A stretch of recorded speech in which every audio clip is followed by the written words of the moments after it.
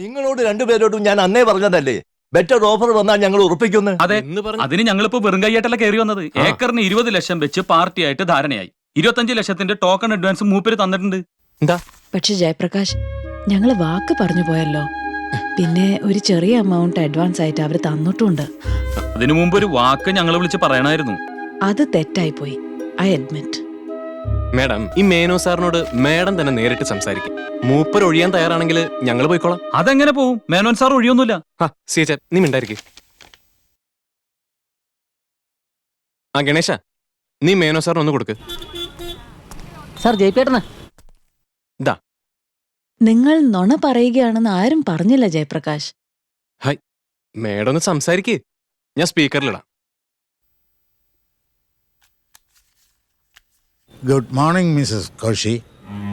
I presume you have received the check that I had entrusted with Mr. Jayaprakash towards the payment on your property. I must say, Mrs. Koshi, from whatever little I have seen through photographs, you have excellent taste. And I'm really looking forward to spending time with my family in your estate. I'm leaving to Europe on a business tour, beginning of next month. And I am hoping we are through with the formalities before that. In the meanwhile, Mr. Jayaprakash will act on my behalf for your benefit on all discussions regarding the same. Okay, hope to see you soon, Mrs. Koshi. Good day. കേട്ടല്ലോ madam, കോടീശ്വരനാ, അതുപോലെ കുഴപ്പക്കാരനും. ഈ തോട്ടം കൈവിട്ടു പോയെന്നറിഞ്ഞാ ഞങ്ങളെ തട്ടിക്കളയാൻ quotation കൊടുക്കാൻ പോലും മൂപ്പര് മടിക്കില്ല. ഈ മാലിദ്വീപിലൊക്കെ അണ്ടർവേൾഡ് ആയിട്ട് എന്തൊക്കെയോ ബന്ധങ്ങളുണ്ടെന്നാ പറയുന്നത്. മേനോൻ സാറിന് ആശിച്ച തോട്ടം കിട്ടിയില്ല എന്നുള്ളൂ. ഞങ്ങളുടെ കാര്യം ഓർത്ത് നോക്ക്, ഏതാണ്ട് 2.5 കോടി കമ്മീഷൻ കിട്ടേണ്ട കച്ചവടമായിരുന്നു. അതെ, മേനോ സാറിനോട് ഇപ്പൊ എന്തെങ്കിലും പറഞ്ഞ് കാല് വീണ് കരഞ്ഞിട്ടെങ്കിലും തണുപ്പിക്കാം. പക്ഷെ ഞങ്ങൾക്ക് ഒന്നും കിട്ടാണ്ട് പോയാല് ഒരു കോമ്പൻസേഷൻ തന്നിട്ട് ഒഴിവാക്ക്. ശരി, ഹൗ മച്ച്? എന്തിനു മേഡം? അതിന്റെ ഒന്നും ആവശ്യമില്ല. ഇയാള് എന്നാ ശരി, മാഡം ഒപ്പിട്ട ഈ പേപ്പർ മതി വിൽപ്പന തടയാൻ. അത് ചെയ്യണോ? CH, നീ അങ്ങനൊന്നും ചിന്തിക്കല്ലേ. മേഡം എന്തെങ്കിലും തരും. എന്തെങ്കിലും ഒന്ന് പറഞ്ഞ 50 ലക്ഷം കിട്ടാണ്ട് കച്ചവടം മുതലാവും. അയ്യടാ, ന്യായമായിട്ട് നമുക്ക് അത്രയെങ്കിലും കിട്ടേണ്ടതാണെങ്കിലും കുറയ്ക്കണമെന്ന് മേഡം പറഞ്ഞപ്പോ കുറയ്ക്കണ്ടേ? അതുകൊണ്ട് നീ ഒരു ഫിഗറിന്റെ മുകളിൽ വാശി പിടിക്കരുത്, മോശമാണ്.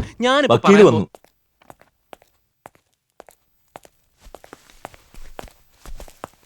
ഇവന്മാരാണോ ആ പറഞ്ഞ ബ്രോക്കേഴ്സ്?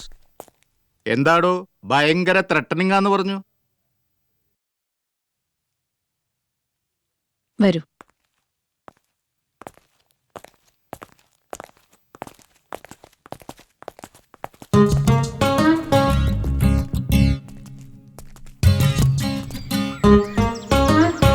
വക്കീല് വന്നു, പുറകെ പോലീസ് വരൂ. പണി പാളവും തോന്നിയ CH, ഞാൻ ഓടും. ഓടിയ കർണാടക പോലീസാ, കല്ലെറിഞ്ഞ് വീഴ്ത്തിയിട്ട് പിടിക്കും. എന്തായിരുന്നു 50 ചോദിക്കണം, 25 കിട്ടിയാ വാങ്ങിക്കണം. എന്റെ മേനോനെ കൊലയ്ക്ക് കൊടുക്കാനായിരുന്നു പ്ലാൻ. വണ്ടിക്കൂലി കിട്ടിയാ വാങ്ങിച്ചിട്ട് പോവായിരുന്നു. എന്നാ അത് ചോദിച്ചാലോ? രജിസ്ട്രേഷൻ തടസ്സപ്പെടുത്താൻ ഡോക്ടർ ഒപ്പിട്ട് കൊടുത്ത സെയിൽ ഓതറൈസേഷൻ ധാരാളം മതി. They're asking for 50 lakhs. പകുതി കൊടുക്കേണ്ടി വരും. എന്നിട്ട് ആ പേപ്പേഴ്സ് ഇങ്ങ് മേടിക്കാം. 25 ലക്ഷം എന്ന് പറഞ്ഞാൽ അതിന്റെ ആവശ്യമുണ്ടോ? ഇവന്മാര് കോടതിയിൽ പോയാൽ നമ്മളെ ഇട്ടൊന്ന് വട്ടം കറക്കാൻ പറ്റും. കുറച്ചു കാലം അതിന്റെ പുറകെ പോകേണ്ടി വരും, അത്രേ ഉള്ളൂ. അതിനൊന്നുമുള്ള സമയമില്ല. കൊടുത്തേര്, എത്രയെന്ന് വെച്ചാ.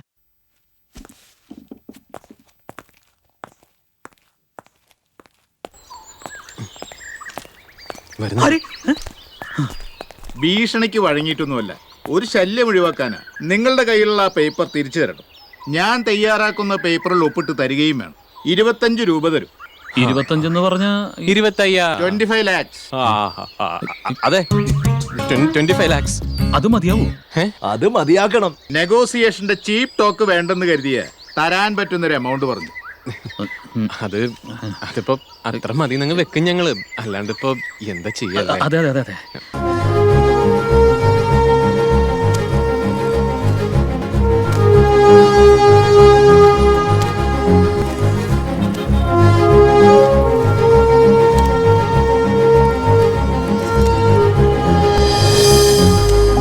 $25 ലക്ഷം, 1/4 കോടി ഇന്ത്യൻ റുപ്പി.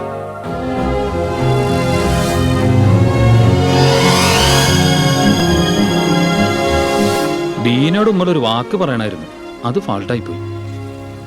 പറഞ്ഞിരുന്നെങ്കിലേ ഈ പണം ഷീലാകോശിയുടെ ബാങ്ക് അക്കൗണ്ടിൽ തന്നെ കിടക്കുമായിരുന്നു. നിങ്ങൾ രണ്ടും പഴയ ദാരിദ്ര്യത്തിൻ്റെ വട്ടപ്പൂജ്യത്തിനകത്തും. നാണം കെട്ടും പണം നേടുകിൽ നാണക്കേടാ പണം മാറ്റിടും എന്നൊക്കെ പാടിയത് വെറുതെ അല്ല, അതൊരു വലിയ സത്യമാണ്.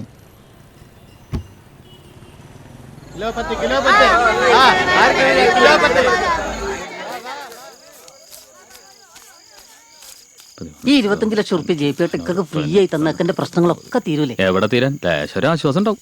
എന്റെ എല്ലാ പ്രശ്നങ്ങളും തീരും, പിന്നെ ആരും ഒരു പണിക്കും പോകില്ല.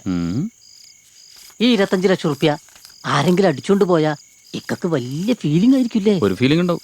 എന്താ ഒരു ഫീലിംഗ്? നിന്റെ ചവടക്ക് എനിക്ക് കൂടാൻ പറ്റില്ലല്ലോ. നിന്നെ കൊന്നിട്ട് ഞാൻ ജയിലിൽ പോയില്ലേ? ലേശം അങ്ങോട്ട് മാറിക്ക് എണ്ണം തെറ്റിക്കാൻ. എപ്പോഴും എണ്ണിയാ അത് കൂടുവൊന്നുമില്ല CH. ഒരു സുഖം. എത്ര കാലം ഇതിവിടെ ഇങ്ങനെ നിക്കുന്ന അറിയില്ലല്ലോ. ടച്ചിങ്ങിന്റെ ഒരു സുഖം. അത് പറഞ്ഞപ്പോ ജയിപ്പിട്ടാ ടച്ചിങ് എന്താ വാങ്ങണ്ടേ? നന്നാവും. ഞാൻ വാങ്ങിയരാ. പോ. എന്ത് ജന്മം. ഇന്റർനെറ്റ് ശരിയായോ സാർ? ശരിയായി ഗണേശ. പണ്ട് ഇതിന് കണക്ഷൻ ഉണ്ടായിരുന്ന മാസാമാസം ബില്ല് വരുന്നതേ ഇവിടുത്തെ മുതലാളിമാർക്ക് പിടിക്കൂല, അങ്ങനെ കട്ടായതാ. ഇനി നമുക്ക് കൃത്യമായിട്ട് ബില്ലടയ്ക്കാം. Yes may I coming. English അറിയാത്ത ആരാന്ന് തോന്നുന്നു. എന്തേ? അപ്പച്ചൻ. അപ്പച്ചനോ? ഹൗസ് അപ്പച്ചനല്ലേ? സൈക്കിൾ ഷാപ്പിലെ മൂപ്പര് 2 ദിവസമായിട്ടില്ല, അതാ മുറി. അല്ല, ഇവിടേക്ക് വരാനാ പറഞ്ഞേ. ഈ വിലാസോ തന്നെ ഇവിടെ ഉണ്ടാവുമെന്ന് പറഞ്ഞു. അയ്യോ, അതാരാപ്പത്? ചന്തുകുട്ടിയാണോ നമ്മളെ കേട്ടി? ഗണേശ, അവരെ അകത്തേക്ക് വിട്.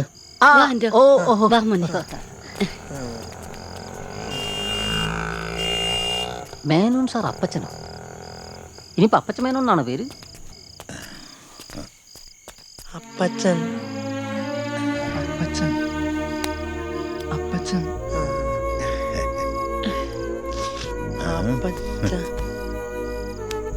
അപ്പച്ച അപ്പച്ചൻ മേരി അപ്പച്ചൻ മേരി.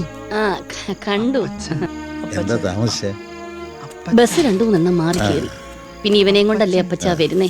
മടങ്ങി നിക്കേയില്ല, ഇരിക്കേയില്ല. അപ്പച്ചൻ മേരി അപ്പച്ചൻ. എങ്ങനുണ്ട് അപ്പച്ച കാലിന്റെ വയ്യായിക? അതങ്ങനെ. നിങ്ങൾ വല്ലതും കഴിച്ചോ? ഉച്ചയ്ക്ക് ഊണ് കഴിച്ചതാ. എനിക്ക് പൊറോട്ടയും ഇറച്ചിയും വേണം. ഇറച്ചിയും പൊറോട്ടയും, പൊറോട്ടയും ഇറച്ചിയും. ഗണേശ, കാശുണ്ട് സാർ, ഞാൻ വാങ്ങിച്ചോളാം. പൊറോട്ടയും ഇറച്ചിയും. പൊറോട്ടയും ഇറച്ചിയും തരും. ഒന്ന് അടങ്ങിയിരി. പൊറോട്ടയും ഇറച്ചിയും. മൂപ്പരുടെ മോനും മോളോ? മേനോൻ എങ്ങനെ ക്രിസ്ത്യാനി മക്കള്? ഇവിടെ പിള്ളേരുണ്ടാക്കാൻ ജാതിയും മതവും തടസ്സമല്ല, ഉണ്ടായ പിള്ളേരുടെ ജാതിയെ പ്രശ്നമാകൂ. ഈ ചങ്ങായിയാളൊരു സസ്പെൻസ് ത്രില്ലനാട്ടോ. എന്താണ് നിങ്ങളുടെ അമ്മച്ചിയുടെ? വീട് വിട്ടിറങ്ങിയ ശേഷം കിടപ്പ് തന്നെയാ. കുര്യാക്കോസ് വീട്ടിൽ നിന്ന് ഇറക്കി വിട്ടില്ലേ? പലപ്പോഴായി വാങ്ങിയത് 6 ലക്ഷം ഉറുപ്പിക. പലിശയും പലിശയുടെ പലിശയായി ഇപ്പൊ അത് 25 ലക്ഷം ആയിന്ന. അത് കൊടുത്താലേ വീടിന്റെ ആധാരം തിരിച്ചു തരൂന്ന് പറഞ്ഞു. അത് കഴിഞ്ഞിട്ട് മതി അവിടുത്തെ പൊറുതിന്നും പറഞ്ഞു. വീട് പൂട്ടി താക്കോലും കൊണ്ടങ്ങ് പോയി ഒരു ദിവസം. പിന്നെ അവിടെ നിൽക്കാനുള്ള നാണക്കേട് കൊണ്ടാ കൂട്ടുപുഴയിലെ മാത്തുപ്പാപ്പന്റെ അവിടേക്ക് പോയത്. ഇപ്പൊ പാപ്പന്റെ ചായക്കടയുടെ ഒരു ഭാഗത്ത് കിടക്കുന്നു. അവിടെ പാത്രം മോറലും കുശിനിപ്പണിയും. 3 നേരം ആഹാരം കിട്ടും. അപ്പച്ചനൊന്നു വന്നാ എന്തെങ്കിലും കുറച്ച് കാശ് കൊടുത്താ കുര്യാക്കോസ് മുതലാളി വീട് തിരിച്ചു തന്നേനി.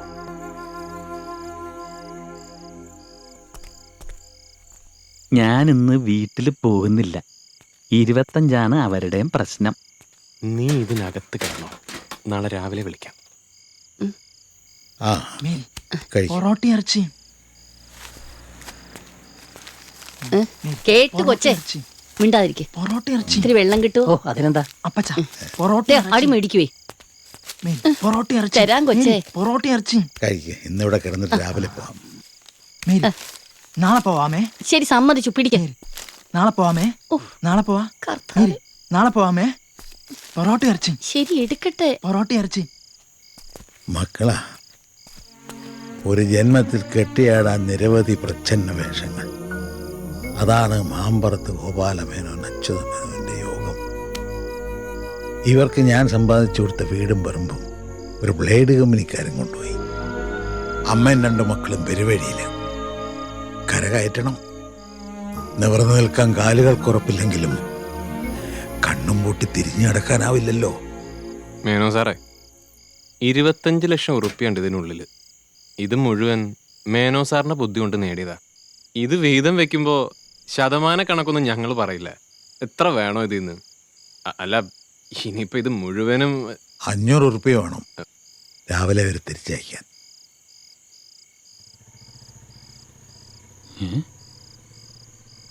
വിദേശത്തേക്ക് വിളിക്കാൻ കഴിയുമോ ജയപ്രകാശിന്റെ ഫോണിൽ നിന്ന്? ISD എന്റെ ഫോണിലുണ്ട്. ഒന്ന് വേണം. ഒരിത്തിരി മദ്യവും. തലച്ചോറിലെ ഇരുള് വീണ ഫാക്കൽറ്റികളെ ഒന്ന് ലിറ്റപ്പ് ചെയ്യാൻ.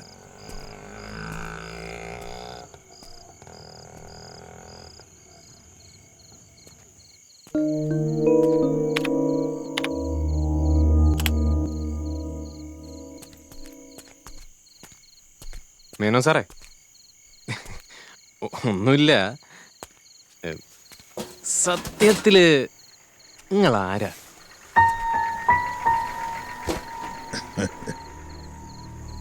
അറുപതിൻ്റെ തുടക്കത്തില് മദ്രാസ് ലോ കോളേജിൽ നിന്ന് BL കഴിഞ്ഞ് കോഴിക്കോടെത്തി. കോടതിക്ക് പുറത്തുള്ള വ്യവഹാരങ്ങളിലായിരുന്നു എനിക്ക് താല്പര്യം. ഓരോ രാഷ്ട്രീയ പ്രത്യയ ശാസ്ത്രങ്ങളിലുമുള്ള വിശ്വാസം നഷ്ടപ്പെടുമ്പോഴെല്ലാം അതെൻ്റെ ജീവിതത്തെയും ബാധിക്കാൻ തുടങ്ങി. Gandhism, socialism, communism, humanism, radical humanism, മാറി മാറി സ്വീകരിച്ച മന്ത്രദീക്ഷകൾ. അമ്മ എന്ന ലക്ഷ്മിയമ്മ, ആദ്യ ഭാര്യ, അവളുടെ ആ എലീറ്റ് ക്ലാസ് ക്ലെൻലിനെസ്, മനം പുരട്ടുന്ന ആഭിജാത്യത്തിൻ്റെ കൊച്ചമകളി താങ്ങാവുന്നതിനപ്പുറമായപ്പോഴാണ് വിട്ടുപോയത്. കൂടല്ലൂരിലെ ഒരു തേയിലത്തോട്ടത്തിലെ മാനേജർ ഉദ്യോഗം.